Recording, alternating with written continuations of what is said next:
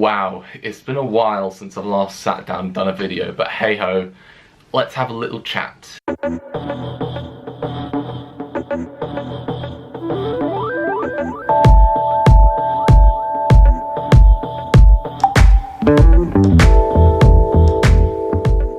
What is going on, everyone? How are you doing? I hope you're doing good, because it is good to feel good. Yes, it is. It's been a while since I've said that and all. And you're watching this right now and you're probably wondering to yourself, Ollie, it's been 3 months. Where the hell have you been, and why the hell have you not been posting videos? Well, I have my reasons for why I've not been uploading. And I guess this video is to kind of explain where I've been during that time and why I haven't been posting videos.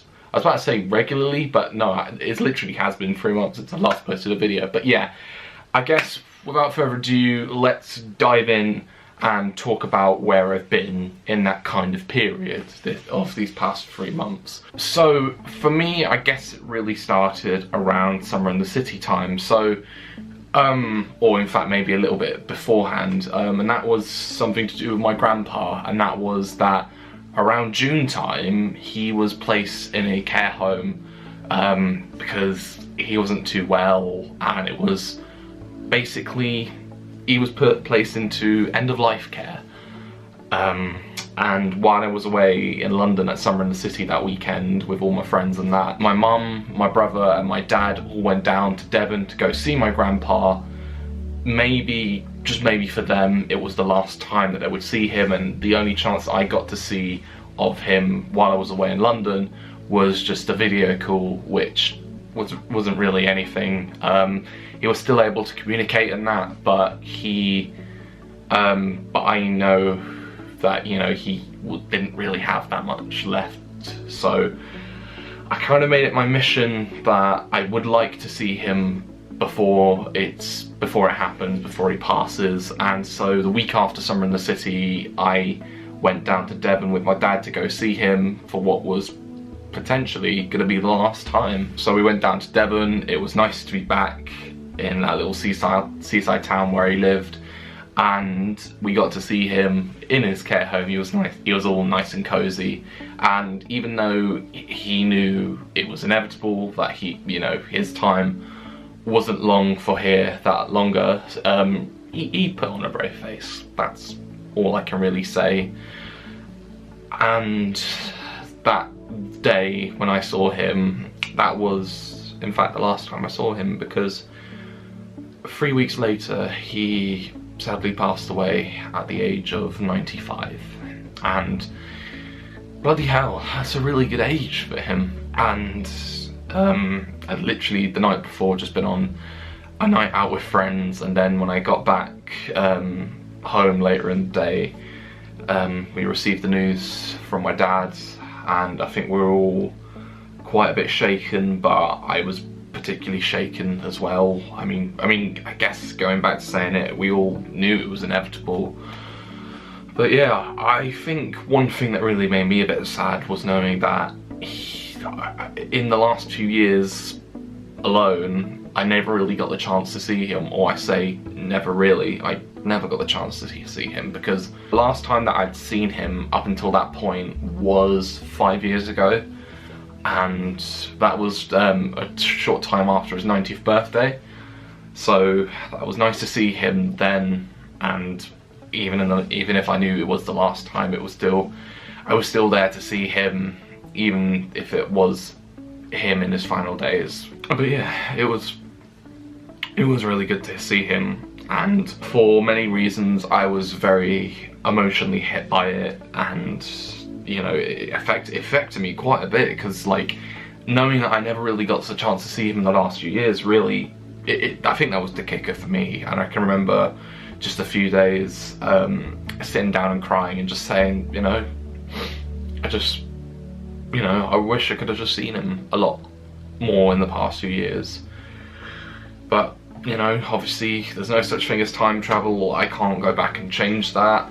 What's in the past is done and dusted, and at least, as I say, I got the chance to see him before he inevitably passed away. And just a few weeks after, his funeral was held as well, and again, it was very nice to, you know, be there with family, some of which again I hadn't seen in a few years, but also a lot of the residents of the town who knew my grandpa also attended the service at the church, and my dad gave a really nice speech about him, and, you know, some really nice words, some really nice memories. And while he was emotional in that as well, you know, we were all quite emotional, so it was lovely, you know. Oh goodness me, now I'm thinking about it, I'm getting emotional. But he would have wanted to have remembered us for, you know, the happy family that we are, you know, all the memories we cherished, and it was good. It was, as I say, you know, very nice to see all friends and family, and even right now, he's looking right at me, at my late grandpa. Here he is. And even though I was still quite down with all of this after what had happened, you know, I still went out on my way to kind of cheer myself up, I guess, because literally just a few days after attending his funeral, I was down in London for some wrestling, because why not? I love wrestling, and in fact I hadn't even watched a wrestling show in quite some time up until that point. So what I did was I went down to London on the Saturday after that to go watch a few shows that were happening like in central London relating to the Progress wrestling promotion, who I've really been enjoying in the last few months. And on that weekend as well was their big old Wembley Arena show, so Hello Wembley it was called. Oh yeah! Hey! And it was amazing. It was like just seeing the amount of talent being showcased on that show, and there was quite a lot of fun matches in there and really good ones as well, so yeah, that was brilliant. And also I got the chance a month later at another Progress show to thank Jim Smallman, who is one of the owners of Progress, for you know, putting on that show. Not just him as well, but also Glenn Joseph and John Briley, who are all co-owners of Progress, and you know, they put on a good show, and not just the owners as well, but also the talent and anyone else involved with those shows. So yeah, that was a really good show. I think one of my personal favourite moments of the night was when during what was essentially called a Thunder Bastards match, which was like it's kind of a bit like a tag team Royal Rumble, I guess, and like a new team enters every 2 minutes, and you can only be eliminated by pinfall submission.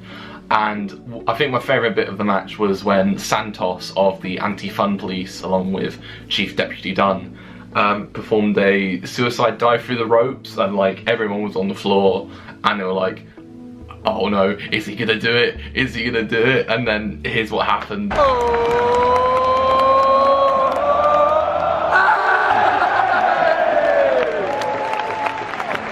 And yeah, that was fun, which is ironic for the Anti-Fun Police.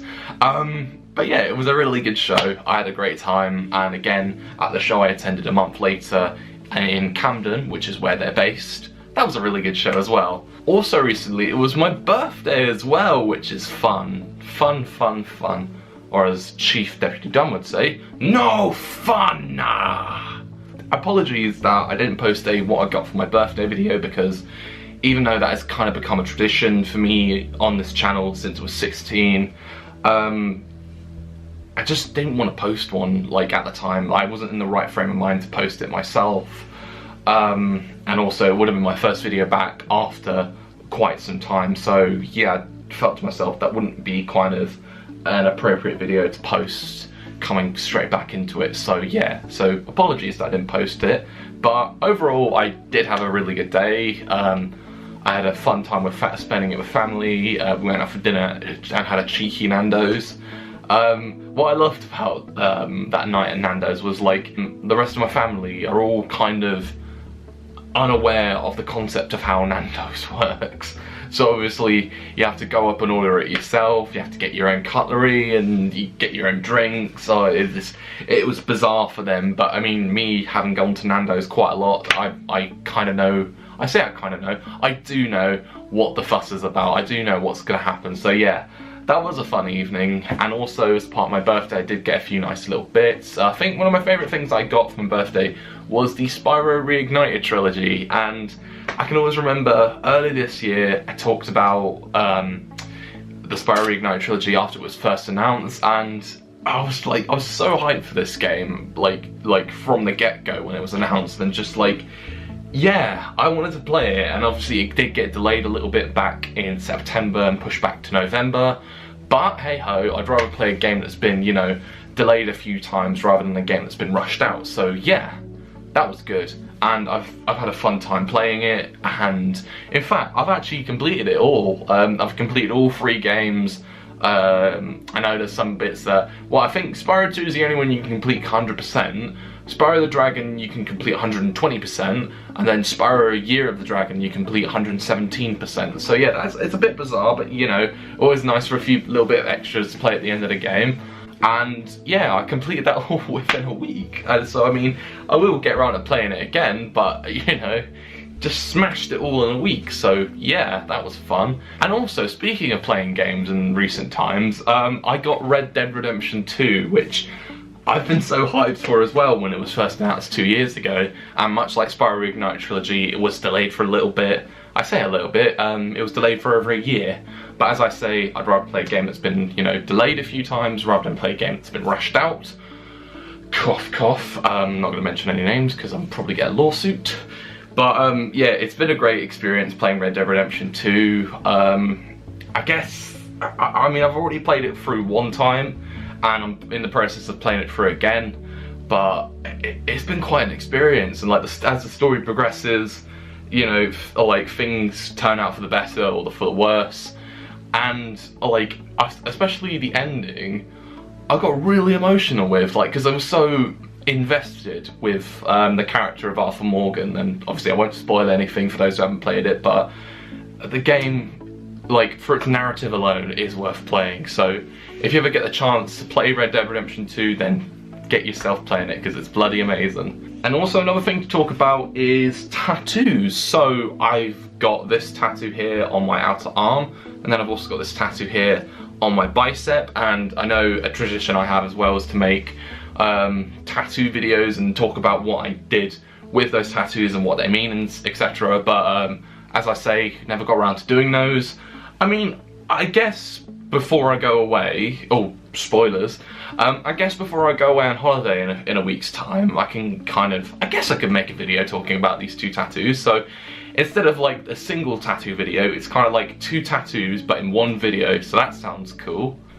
So yeah, so that probably gives me a good time to talk about those tattoos. And then also something that's happened literally recently is I went up to Manchester again, and I know I was there just a few short months ago, but yeah, I was back in Manchester, but for a different reason this time. So for those of you who may remember, earlier this year I took part in an event called Rough Runner in Oxfordshire, in which was a 10k fun run for charity. And in the end for that, we raised £1,095.90, so a massive thank you to those who helped to contribute towards that. And also a massive thank you to friends and family, and then also customers and colleagues where I work. So yeah, once again, a massive thank you for that.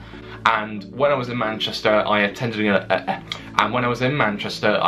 event at the Christie, which was essentially I did it for the Christie event, where I was able to meet other people who would raise money throughout the year, as well as hear people's stories about, you know, their experience with the Christie and also experiences with fundraising. And it was a really interesting evening, and it was amazing to hear about, you know, how much they'd raised, and you know what the funding will be going towards as well. So it's incredible. So in the end, for this year in 2018, the Christie have raised £1,769,022.63. So that's incredible.